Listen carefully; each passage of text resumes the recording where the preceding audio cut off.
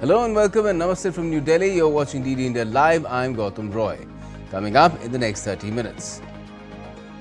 The government issues notification listing gallantry award citations for defence personnel for their acts of extraordinary courage during different missions including Operation Sindoor.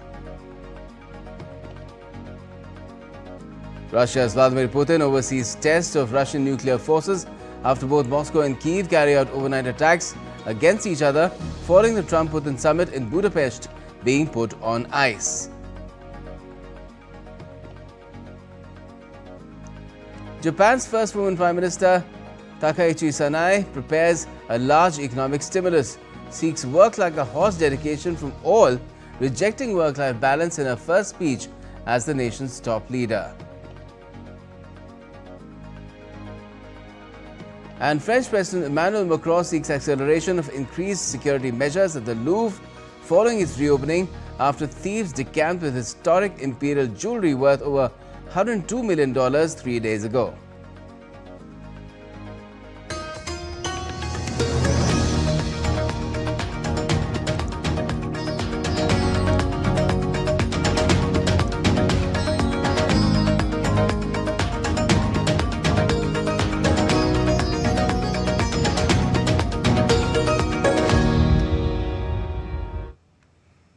Well, the central government has announced the Gallantry Award citations for defence personnel for their acts of extraordinary courage during assorted operations including Operation Sindoor.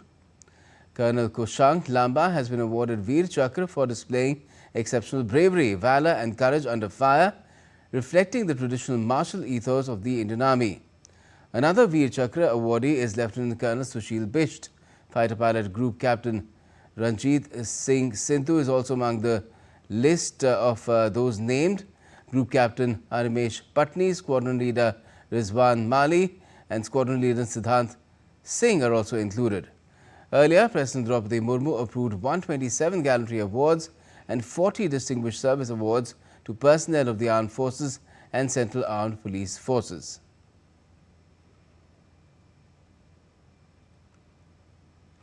Also at a book launch in Delhi, India's Defence Minister Rajnath Singh said that Operation Sindoor witnessed extraordinary jointness and integration among the three armed services.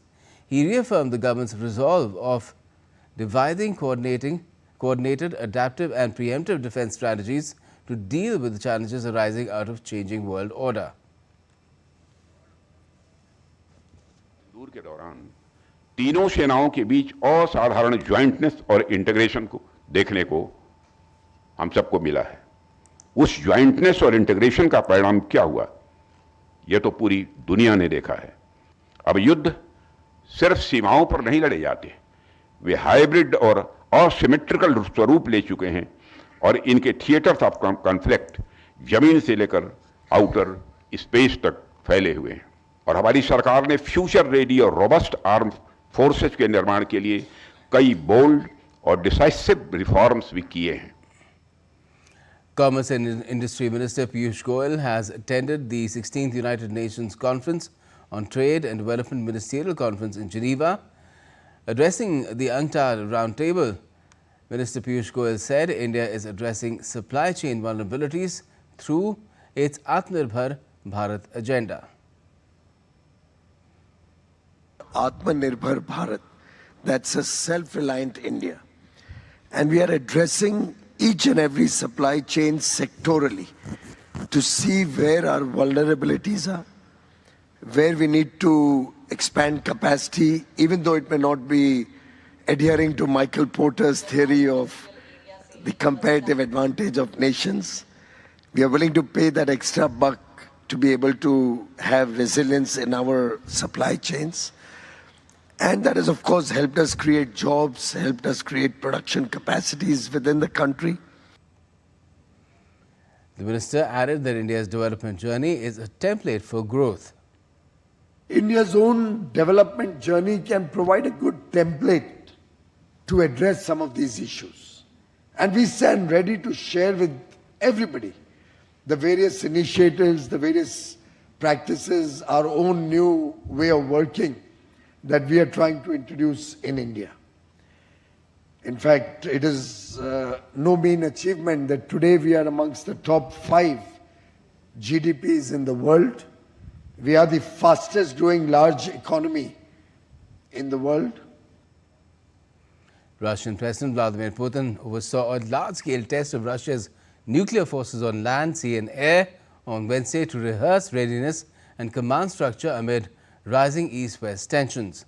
The drills involved a Yars intercontinental ballistic missile launch from a cosmodrome, a Sindoor missile from a nuclear submarine in the Barents Sea, and nuclear-capable cruise missiles from strategic bombers. The Kremlin said the exercise tested military preparedness and operational command, with all tasks completed successfully. The drills serve as a reminder that Russia holds the world's largest nuclear arsenal, coinciding with NATO's Steadfast Noon nuclear exercises in Europe involving 13 nations. The Kremlin released a video showing General Valery Gerasimov, head of the General Staff, reporting to Putin on the drills. They included practice launches of intercontinental ballistic missiles, which are capable of striking the United States.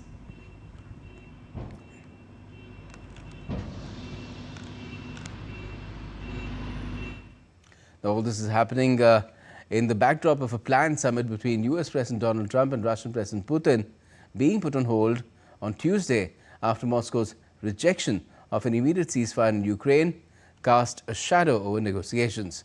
Trump had announced last week that he and Putin will be meeting soon in Hungary or Budapest to try to end the Ukraine crisis.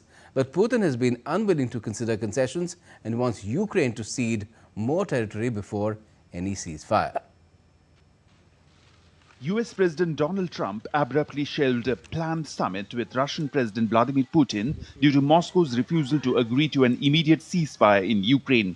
He also cited fears of a wasted meeting, dimming hopes for swift negotiations to end the ongoing conflict. No, I don't want to have a wasted meeting. I don't want to have a waste of time, so I'll see what happens. But we did all of these great deals, great peace deals. They're all peace deals. They're agreements, solid agreements, every one of them. But this one, and I said, go to the line of battle, or the battlefield lines, and you pull back and you go home, and everybody take some time off, because you got two countries that are killing each other. Two countries are losing 5,000 to 7,000 soldiers a week. So we'll see what happens. Following a heated White House meeting last week, President Donald Trump urged Ukrainian President Volodymyr Zelensky to surrender the eastern Donbas region. Zelensky was denied long-range Tomahawk missiles and left without progress. Zelensky said on Tuesday that Russia almost automatically became less interested in diplomacy due to the postponement of a decision by the US administration on Tomahawk missiles for Ukraine. Натомість Росія знову робить все. Russia is once again doing anything to avoid diplomacy. And as soon as the question of long-range weapons for us, for Ukraine moved away, Russia almost automatically became less interested in diplomacy. Менш зацікавленою. Trump, after a productive phone call, as he termed it, with Russia's Putin on October 16th, had touted the Budapest summit as a breakthrough, while their August Alaska meeting yielded no progress.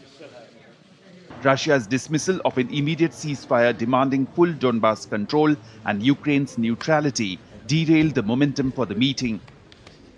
European leaders, including France's Emmanuel Macron, Italy's Giorgia Meloni, and Britain's Keir Starmer, had issued a joint statement on Tuesday backing Trump's ceasefire call, but insisting on current front lines as the negotiation baseline without territorial losses for Kiev. Trump's personal diplomacy with Putin has frustrated allies who scramble to counter Moscow's obstinance. Bureau Report, DD India. Well, Russia's conflict with Ukraine has been going on for almost 4 years now, and any attempt to end it has been futile so far. Now, as US President Trump has been planning another meeting with Russia's Vladimir Putin in Budapest, the European Union is trying to strengthen Ukraine's position. The meeting in Budapest has been cancelled, but the EU's actions stand.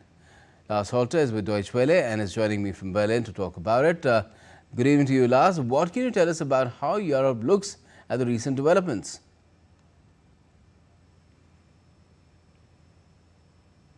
Thanks for having me. Well, with shock mostly. For a few weeks, many in Europe had been under the impression that Donald Trump had come around to support Ukraine. After all, he had made several harsh statements about Putin. He said he was running out of patience, and he even said that he thought Ukraine could eventually win the war. But now, in recent days, Trump had this much-discussed phone call with Moscow, after which he decided that not only would he hold off on military support for Ukraine, but also that he would suggest to end the war at current battle lines, pretty much forcing Ukraine to cede much of its territory. And not just any territory, for that matter. The Donbass region that Putin wants is rich in resources and important to the future of Ukraine and its economy. Anyway, Europe was also concerned with Trump planning on meeting Putin in Budapest, Hungary being a member country of the EU, but under its leader Viktor Orban, definitely much more on Russia's side than Ukraine's. It seems to be a good thing that the meeting is off for now, but no one here really thinks that we're going into the right direction right now. Okay. Well, Lars, how come the EU is finally coming around to harder sanctions that did not initially seem possible? It's because Brussels has finally dropped the usual standard of looking for unanimous consent to its initiatives. Specifically, Hungary, as well as Slovakia, by the way, have often blocked Ukraine help, and with a change of proceedings, the EU has now voted on the latest sanctions package by a majority and not unanimously. It's a first step to put pressure on Hungary as well. Often a dissenting voice in the EU Commission, and it seems Brussels is sending a strong signal towards Viktor Orban there, that it no longer accepts the role the country is playing within the EU. That includes, by the way, the fact that Orban wants to play host to not only Trump, but to Vladimir Putin, who would technically have to be arrested in any EU country based on a warrant by the International Criminal Court. Now, as we said, the meeting is off, but it did raise questions, and some in Brussels had said that if Orban would have hosted Putin and not have him arrested, it would have had to lead to sanctions against Hungary as well, including a suspension even within the European Union. Well, the stand that really matters is still that of Donald Trump in America, but it's gradually changing the scene as far as Europe is concerned, and that in itself is also telling its own tale. Thanks a lot for joining us for the moment, Lars from Berlin. Now, US Vice President J.D. Vance met Israeli President Isaac Herzog on Wednesday as part of efforts to stabilize the fragile Gaza ceasefire and push forward with US President Trump's broader peace plan. Herzog voiced optimism, while Vance acknowledged challenges but expressed hope for lasting peace, citing support from both Israeli and Gulf Arab partners. We're here to talk about peace. We're here to talk about how to ensure that the peace agreement that started about a week ago sticks, that we move into phase 2 and phase 3 with success. As the president said, there will be torments along the way. It will be difficult, but I feel very optimistic based on my conversation with our Israeli friends and also with our Gulf Arab friends. Now, Israeli Prime Minister Benjamin Netanyahu has signaled strong opposition to Turkish involvement in a proposed international force to oversee the US-backed Gaza ceasefire, hinting at disagreement despite Turkey's offer to participate.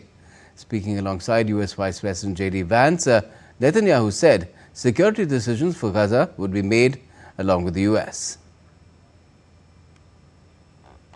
We do what we have to do tonight. That's always the case. That's not a question, but America has an interest in a strong Israel, as you just heard from the Vice President, and Israel has an interest in a strong America.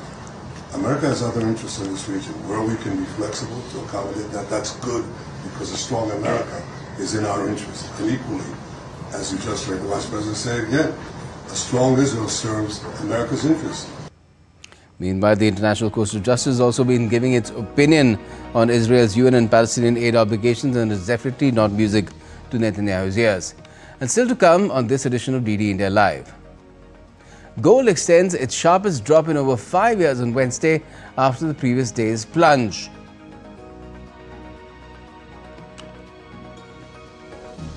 And India's two-time javelin Olympic medalist Neeraj Chopra is conferred with honorary rank of Lieutenant Colonel in the Territorial Army.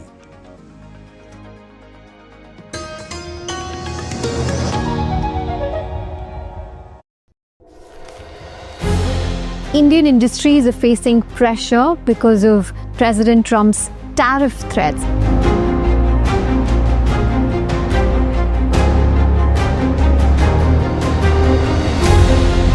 Even tariffs are part of the story, actually. If you were to look at the whole story of the deindustrialization of India, it began in many ways under the British rule. They say, oh, it's not our fault. India fell behind because you missed the bus for the Industrial Revolution. My answer is, we missed the bus is because you threw us under its wheels.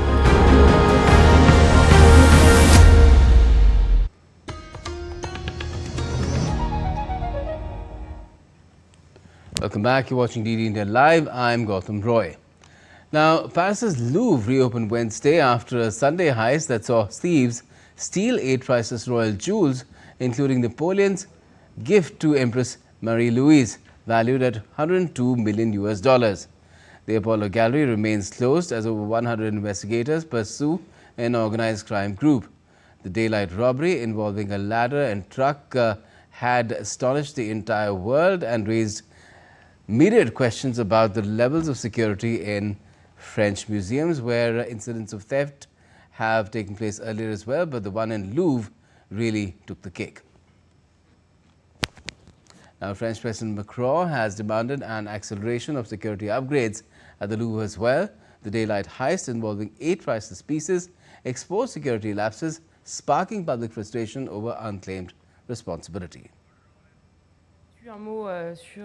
Administrative investigations on the one hand and judicial investigations on the other are underway and will shed full light on what happened. Macron also indicated that measures to secure the Louvre were being deployed, and he requested an acceleration of these measures, with a proposal for acceleration expected next week. Now, the UK's Office for National Statistics reported Wednesday that Britain's inflation rate held at 3.8% in September, above the Bank of England's 2% target. The unchanged consumer prices index, defying a predicted rise to 4%, keeps pressure on the Labour government ahead of its 30th of October budget. Finance Minister Rachel Reeves seems disappointed with this data and has signalled potential tax hikes to address soaring deficits after September's 5-year borrowing high. Lower food, recreation and airfare costs curbed inflation, but persistent services inflation at 5% has dimmed rate cut hopes. Economists expect the Bank of England to hold rates at 5.25% on the 7th of November, with only a 70% chance of a December cut. Well, Donald Trump is now heading to Japan next week from the 27th to the 29th of October for talks with its new and first woman Prime Minister, Takaichi Sanae. Trade, investment and security are expected to dominate the agenda as the two leaders meet in Tokyo next week. But what's also in the news is Takaichi's aggressive plans to increase productivity, even shunning in the process work-life balance. DD India's Abhimanyu reports. Japan's new Prime Minister, Sanae Takaichi, is preparing for a first major diplomatic meeting with US President Donald Trump during his visit to Tokyo early next week. Her government is finalizing a significant purchase package to present to Trump, including American-made Ford F-150 pickup trucks, more US soybeans, and increased imports of liquefied natural gas. The soybean deal aims to support US farmers struggling with Chinese import restrictions. Currently, US soybeans make up about 70% of Japan's consumption. The package builds on previous $550 billion investment in US by Japan. The pact brokered by Takaichi's predecessor, Shigeru Ishiba. The pact aimed at securing lower auto tariffs. On the defense front, while Washington is pressing Japan and other allies to boost military spending, Takaichi will not likely commit to a new defense spending target at this meeting. Following the meeting in Tokyo, Trump and Takaichi are expected to travel together to Malaysia for the ASEAN summit and later to South Korea for the Asia-Pacific Economic Cooperation meeting. As Takaichi begins her tenure, she has an uphill task to build a strong Japan. She is preparing an economic stimulus package that is likely to exceed last year's $92 billion to help households tackle inflation, The package will also include investments in growth sectors such as artificial intelligence and semiconductors as the government focuses on strategic economic development. Takaichi, known as an advocate of expansionary fiscal and monetary policy, promised to work tirelessly to restore Japan's economic might, even shunning work-life balance in the process. I will keep my promises. We cannot rebuild unless we mobilize the full strength of every generation. You will work like draft horses. I myself will throw away the very phrase work-life balance. I will work and work and work and keep on working. Takaichi has been unapologetically blunt. The 64-year-old conservative politician says her goal is to become the Iron Lady, much like UK's former Prime Minister Margaret Thatcher. Abhimanyu Pawar's report for DD India. Let's take a look at some other news coming in from around the world. Now, a fuel tanker overturned and exploded in Nigeria's northern region, killing at least 35 people. The vehicle skidded off the road and spilled petrol, which ignited shortly after the crash. These incidents are not new in Africa's most populous country, where petroleum products are transported by road due to limited pipeline infrastructure. A tragic road accident in Uganda has killed 46 people after two buses collided on Wednesday. According to the police, the crash took place just after midnight on the Kampala-Gulu highway during an overtaking attempt. Authorities are investigating the cause of the incident. Gold prices tanked to 5-year lows on Wednesday as major stock markets globally dropped. It was the highest drop in 5 years due to causing economic jitters because of China-US trade uncertainty. Gold, seen as a safe haven investment, tanked as much as 6% on Tuesday and continued to fall during Asian trading hours. The precious metal dropped to around $4,000 an ounce on Wednesday after chalking up a record peak above $4,381 Monday. The sacred footwear of Charan Suhave, of the founder of Khalsa Panth, Dasam Pita Shri Guru Gobind Singh Ji Maharaj, and his wife Mata Sahib Kaur Ji will be taken to Patna Sahib as part of the Guru Charan Yatra. The holy Jor Sahib will be permanently placed at Patna Sahib. In a post on social media, Prime Minister Modi said, and I quote, "May the Guru Charan Yatra deepen our connect with the noble ideals of Shri Guru Gobind Singh Ji and Mata Sahib Kaur Ji. I urge people in the areas that this yatra will cover to come and have darshan of the holy Jor Sahib." The Guru Charan Yatra will begin on the 23rd of this month, which is tomorrow, and this will be from Delhi's Moti Bagh Gurdwara and reach Faridabad by the 23rd night. It will then travel to Agra, Lucknow, Kanpur, Prayagraj, Varanasi, Sasaram, and then reach Takht Shri Patna Sahib on the morning of the 1st of November, marking the conclusion of the yatra. Now, as the Prime Minister's call for Swadeshi echoes across the nation, one man in the state of Maharashtra is living that spirit every day. Ravindra Ingle, a differently abled resident of Chikhali in Buldana, has set up a stall of indigenous products to promote the use of indigenous goods. Despite being able to use only one hand, Ingle handcrafts clay lamps and sells locally made items, urging people to choose Indian products over foreign ones. All profits from his sales go to Chief Minister's Relief Fund to help disaster-affected victims. India's two-time Olympic medalist and the star javelin thrower Neeraj Chopra has been conferred with honorary rank of Lieutenant Colonel in New Delhi on Wednesday. India's Defence Minister Rajnath Singh bestowed the insignia of honorary rank of Lieutenant Colonel in the Territorial Army on Neeraj Chopra. Chief of Army Staff General Upendra Dwivedi and other senior officials of the Indian Army and Territorial Army were also present on the occasion. Enrolled in the Indian Army in 2016, Neeraj Chopra has served with the Rajputana Rifles. The star javelin thrower created history by becoming the first Indian athlete to win an Olympic gold in track and field at the Tokyo Olympics.